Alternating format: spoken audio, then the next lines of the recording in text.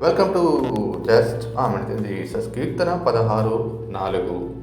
యెహోవాను విడిచి వేరొకని అనుసరించి వారికి శ్రమలు విస్తరించును. వారు అర్పించు రక్తపానీయార్పణములు నేను అర్పింపను, వారి పేర్లు నా పెదవులనెత్తనని కీర్తనాకారుడు దావీదు దేవునితో ఉన్నటువంటి సాన్నిహిత్యాన్ని, సహవాసంలో ఉన్న గొప్పతనాన్ని, ప్రాధాన్యతను నొక్కి ఈ వచనం ద్వారా దేవునితో ఉన్నటువంటి కనెక్టివిటీని జ్ఞాపకం చేసుకుంటూ గణపరుస్తూ ఉన్నాడు. 1 కొరింథీ 1:9 ప్రకారము పరమ తండ్రి తన ప్రియకుమారుడు యేసుక్రీస్తు ద్వారా సహవాసం చేయడానికి దేవుడు ప్రతి ఒక్కరిని పిలవటం జరిగింది.